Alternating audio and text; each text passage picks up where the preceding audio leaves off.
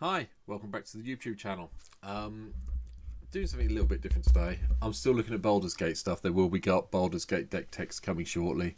I'm waiting for some of the prices to come down, and there's a couple of key cards I want to pick up that I haven't seen are available yet. I know they've been programmed in, but the traders I look at on MTGO haven't got them in stock yet. But I'll be picking them up as soon as I can to do the deck text around them and talk about them. But I thought I'd cover one of the other Streets and New Capenna commanders I haven't talked about yet. One of the things I tend to do is when I'm building my decks, if you will have seen through the time, hopefully watching these deck texts, I always try and stay on theme. And it got to me that I haven't got a tribe deck at all. So I was thinking about this on stream the other night. I'm not going to say this deck is anywhere approved when I show it to you. There are a couple of key cards I know that are missing that I need to put in. We may do that while I'm doing this little video. But at the moment, let me introduce you to Evelyn the Covetous.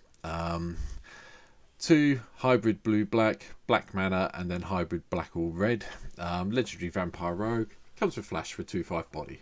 Not great stats, but whenever Evelyn or another vampire enters the battlefield under your control, exile the top card of each player's library with the collection counter on it. And then once each turn, you can play one of those cards from anyone's exile zone that's got a collection counter on it and spend your mana of those colours. So, it's pretty good. Yeah, especially if you've got someone who's stacking the top of their deck and you're not 100% sure what they're doing, it gives you that ability to get around it. So, however, I want to build a Vampire Tribal deck. This is my Vampire Tribal deck. The one glaring omission you can probably see from here at the moment is there's no artifact ramp in this deck. I was trying this really as a bit of fun just to see if it would work or not. And it did work reasonably well. However, there are some things that I need to do to make it better. One of the big things I do need to do is include some artifact ramp. As you can see, the lands have got there isn't any artifact lamp anywhere in this deck at the moment. I have got my usual selection of lands. I've got Bloodfell Caves, Cascade Blast, Cathedral of War I'm trying out. That may come out. That may be the card I sacrifice, so because 38 lands seems a little bit high at the moment. Command Tower, Crumbling Necropolis. Just while I'm on the subject of Crumbling Necropolis, there's a whole cycle of these lands, and they are a lot cheaper on MTGO than Triumphs are. The only difference between these and the Triumphs, okay, they haven't got the basic land types, so they're not sort of like in this case an island, of swamp or a mountain, and they haven't got cycling. So if that is important to you, being able to search them out, if you've got a whole load of sack lines, fine, stick with the Triumphs. If you haven't got that in your budget, these things are really just as good. They come in a play tap. Next turn you untap them, you've got all 3 colours you need to sort your mana out. They're worth looking at. I can't remember which original set they're in, but if you can, please comment below after you've hit the subscribe button. Cheers. Going on, I've got Dimir Aqueduct, we've got Guildgate, Dismal Backwater. It's not many blue vampires, there's a few in the deck. We'll come to them when I go through the creatures, which is why most of the lands you can see are black or red. Hence why there's only 1 island in the deck. Field of the Passage is here, which you'd expect from me. Fabled Passage is here for me, and Field of the Dead, which you'd expect from me at this precise moment in time. Along with Maestro's Theatre, we might as well play the New Capenna lands. They seem quite good. They give you a way of searching out your colours you need. I've got Path of Ancestry in here purely because it's a 3-colour commander, if you've forgotten.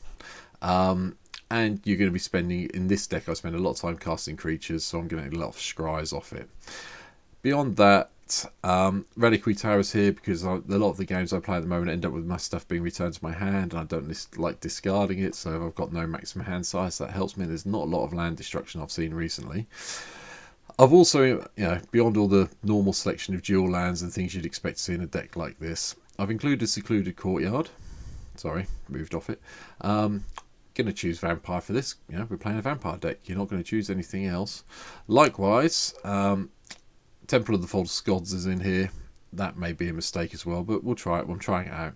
But Unclaimed Territories here, so we can choose Vampires for that. And Voldaren Estates here. Paying the life hurts a little bit at the beginning, but when you've got a few Vampires in play, you're going to tap it for a blood token, which is not the worst ability in the world to have on a land. So bear that in mind. It gives you a bit of card draw. So, as the deck stands at the moment, and while we're here, I am going to remove this. I am going to just completely change what I just said. I'm going to add the 1 arcane signet. So sorry about that. We do need it. I know this from playing this deck already a couple of times. So going through it, so arcane signet's obviously there. Blade of the Blood Chief seems like a good inclusion for a piece of equipment because all our creatures are vampires. We haven't got anything outside of vampires, so there's vampires, so the vampires will get bigger when this is equipped, and it's only, you know, 1 to cast, 1 to equip. Put it on one of your vampires, you're away. I'll go through the vampires in a minute, but there's a few other cards I need to talk about at the moment. Starting with Call the Bloodline. Discard a card, create a 1/1 black vampire knight token with light link. That's fine. If you're wondering why I'm happy discarding, you can probably see some of the cards further down in the picture at the moment, but I'll go through them in a minute. But yeah, I'm not worried about discarding at the moment. Where else are we going to go next? Oh, here we go. Cesnia Masquerades in here. Attacking creatures you control have first strike, which is great for vampires. And whenever a vampire deals combat damage to a player, put a +1/+1 counter on it. You're going to make your vampires bigger with this, quite happily. And then Vampire's Vengeance is there to kill the board off early on. Your vampires aren't going to take 2 damage. Everything else is. Might remove some of the smaller, annoying ramp creatures that your opponents may be playing. So it's worth doing from my point of view. Likewise, Arterial Flows in here. Each opponent discards 2 cards. If you control a vampire, they also lose 2 life and you gain 2 life. You'll be controlling a vampire when you cast this. So it's worth having in the deck. Going further down the road, as it were, we've got, no, not Bloodhost, Crux of Fate's in here, bit of board removal. I did think about playing the Damnation I've got that you can see up the top over here, but I decided against it for the time being. I thought Crux of Fate was a bit more fun, but that could be changed to Damnation at any stage at the moment, to be perfectly fair. Blood Tribute's in here. Yeah, okay, it only targets 1 opponent. It's not the complete multiplayer card that it could have been, but you know, you're going to have a vampire, and you know, you can gain that life because you'll be getting them for half their life rounded up, and you can probably gain it by tapping an untapped vampire you control. Sorin is the only planeswalker in the deck. I did look at some of the other ones, but again, at the moment, they're a bit pricey for me on MTGO, so I've left them out. But Sorin was reasonable to pick up, so I've picked one up and I've chucked it in. It's the -8. If you can get it to the -8, you're going to have a really good time, because you'll have hopefully a lot of vampires in play by the time that hits -8, and you'll be tapping them to gain control of a target creature. Just imagine if you've got 7, 8 vampires in play, you're going to get the 6 best, 6 or 7 best creatures, maybe 8 creatures that your opponents control, which is really going to improve your board position. Notice they gain control of target creature. You don't give it back at the end of the turn. Obviously, if they bounce it, it'll go back to your opponent's hand, but it's worth trying from that point of view. Got Twilight Call in here. Sorry. Some of your creatures are going to die. You can play it instant. Return everything at the beginning, before your turn. The end of your opponent's turn, bring everything back. Okay, his creatures will come back as well, but it might be a case where, because you've got vampires and a lot of yours fly, you might be able to just get in and get him anyway. Likewise, Rise of the Dark Realms, that's in here purely because we're going to put all the creatures at some stage that have been in play onto the battlefield under our control. Getting to 9 mana isn't that difficult. I know there's not a lot of ramp in this deck. I could change it around and add some more ramp in, but I'm not going to. I'm going to play it like this again.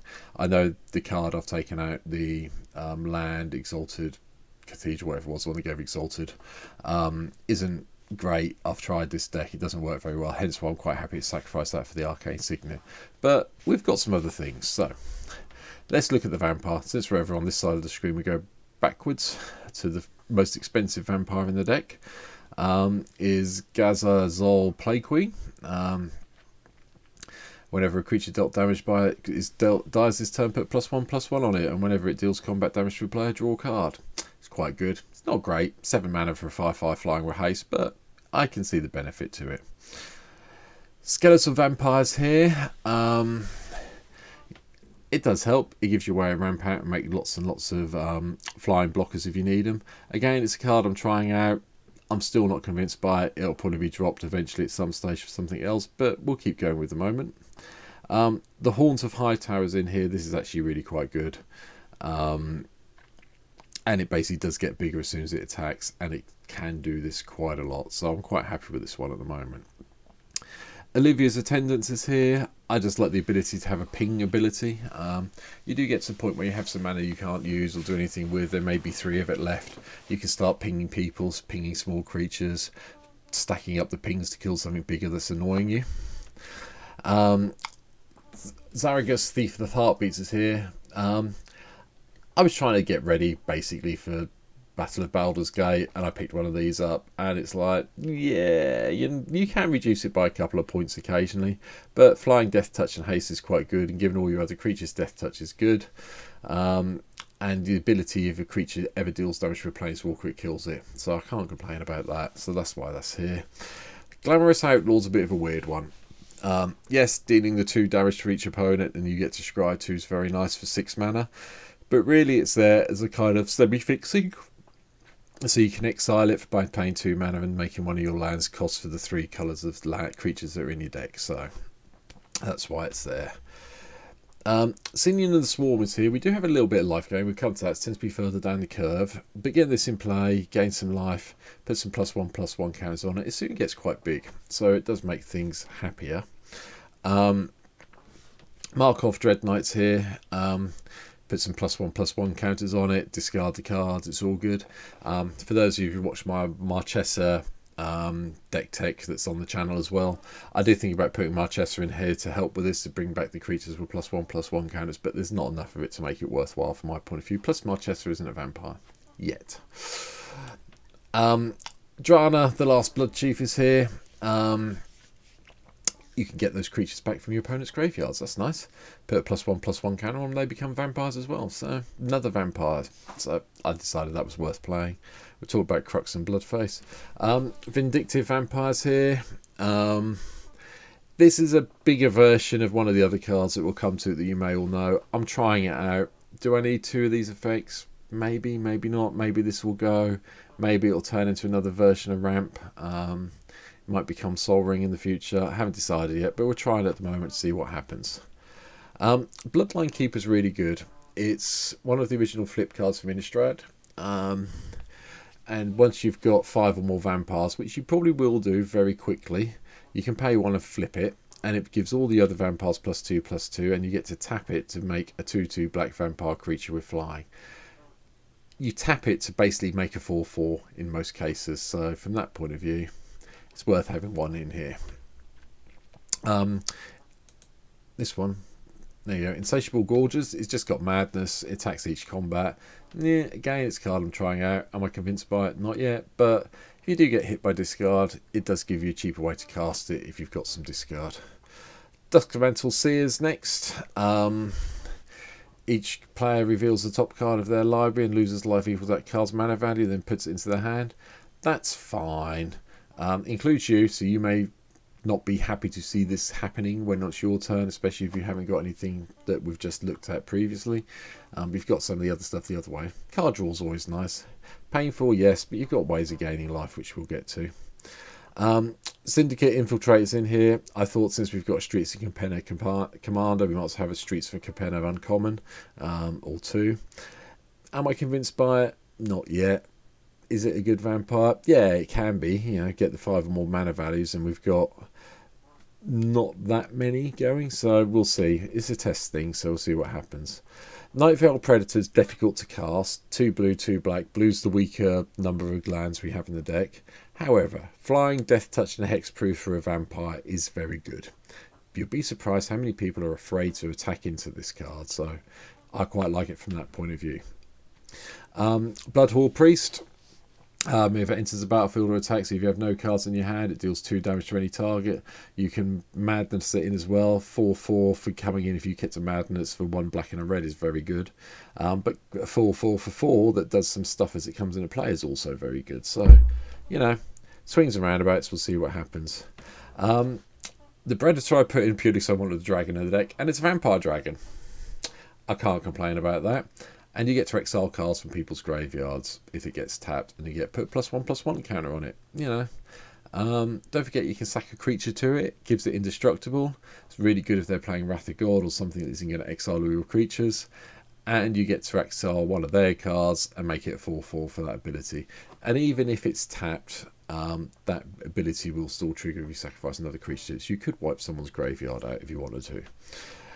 Olivia Voldaren didn't seem right to have a vampire deck without another legendary creature in it. You get to ping something to turn them into a vampire. If you've got 5 mana kicking around, as long as there's a vampire, you gain control of it. Yeah, okay, Olivia has to stay in play. Has to stay in play, but, you know, it's got to be worth the fun. Likewise with Jelvi Nethril Scourge, another flying vampire wizard, but, you know, enters the battlefield. Each player exiles the top X cards of their library, X is the amount of mana cast spent to cast it. Because this isn't a commander, it's always going to be 4. So just bear that in mind. Whenever it attacks, you may cast an instant or sorcery spell from one card's exiled with Jevila without paying its mana cost. Is it worth doing in this deck? Maybe not.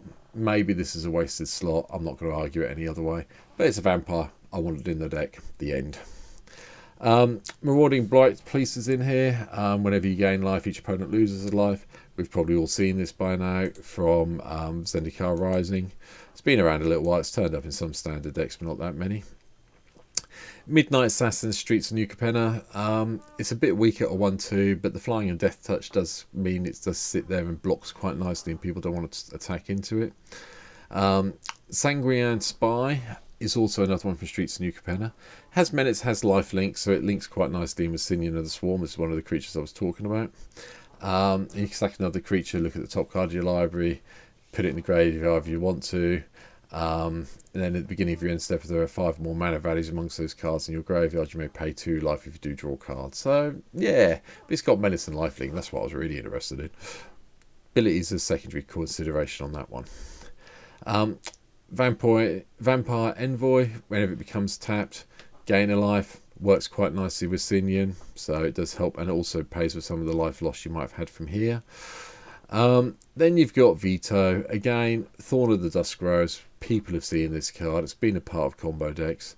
Whenever you gain life, target opponent loses that much life. That's fine. But giving all your creatures life links a real big bonus for 5 mana. So that's why it's here. Arterial Flow, I don't know if we talked about it or not. I don't think we did. But each opponent discarding 2 cards. The chance of you having a vampire in play when you cast this are really high. So they're going to lose 2. You're going to gain 2. It's okay. Drana, the other version of Drana's in here. I actually prefer this one to the other one, but I've put them both in because they're both vampires at the end of the day. But for 3 mana for a first striker that flies, and whenever it deals combat damage to a player, put a +1/+1 counter on each attacking creature you control is really quite strong. I was really happy with seeing this, so that went in. Vampire Nighthawk, we might as well have it in. The Death Touch helps hold things off. If it does block something that's a lot bigger, it'll kill it and you'll gain 2 life. So we can't complain too much about it.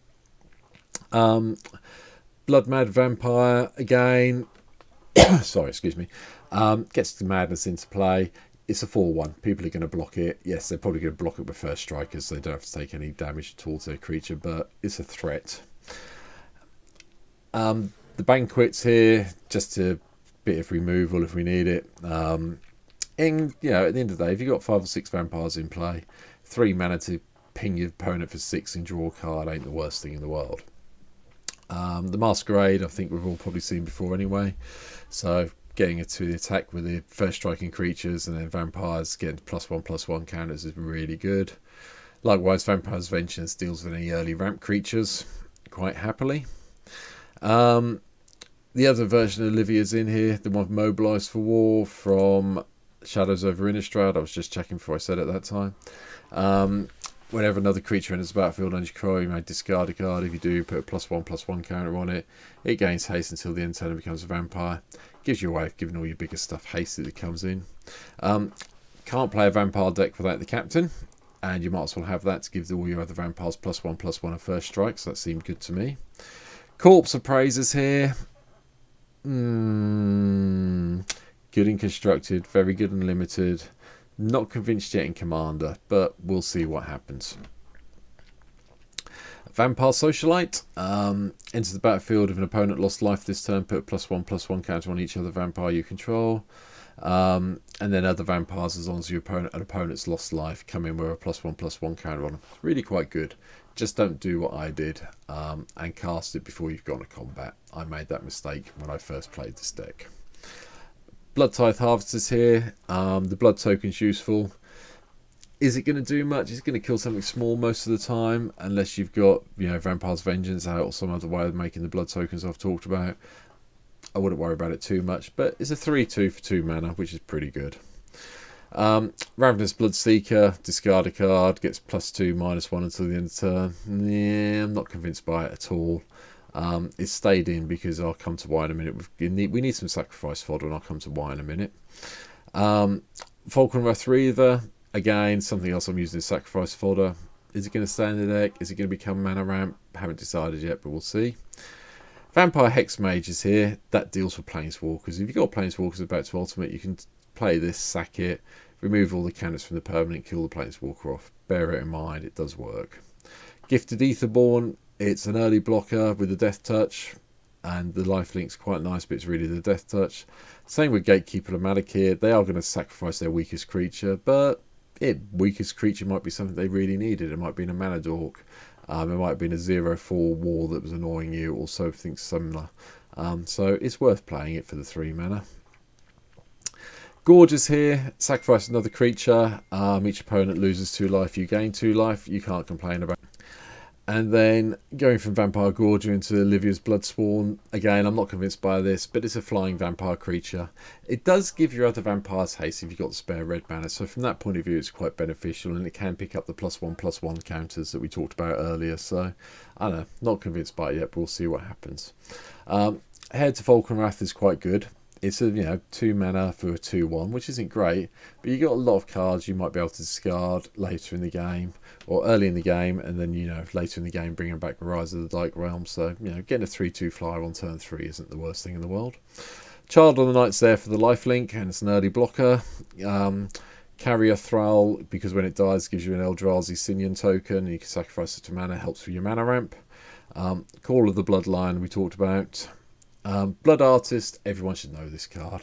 It's one of the reasons. This is why I'm umming and ahhing over Vindictive Vampire. They're both the same, nearly the same thing. This is a creature weak control.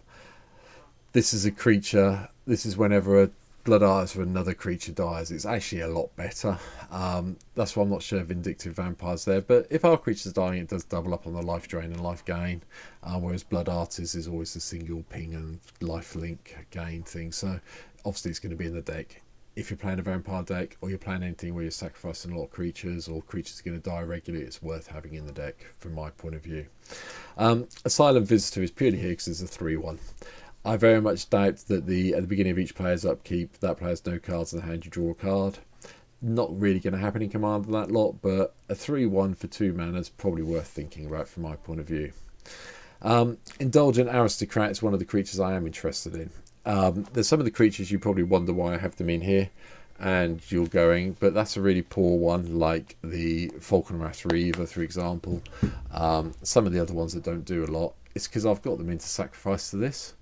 Once you've got a few creatures in play, and you've maybe got some of the top end in play, you can sack one of the weak ones to put +1/+1 counters everywhere. I enjoy it, it's good. Vampire of the Dire Moon, same idea, it's a sacrifice creature, but in the early game it acts as really good defense because of the Death Touch. Viscera Seer, sacrifice your creatures, go through your deck, find the cards you want. It might be a point where you've got a lot of vampires in play, your opponent casts Wrath of God, Damnation, some other thing that isn't exiling. Don't forget, it doesn't work. You don't want them to exile them, you just want them in your graveyard. You want to try and find your Rise from the Dark Realms, find your Twilight Scores, bring everything back. It's a good way of doing it, and it's a vampire that's a bit bigger, so that's good. Falconwrath Gorgers here.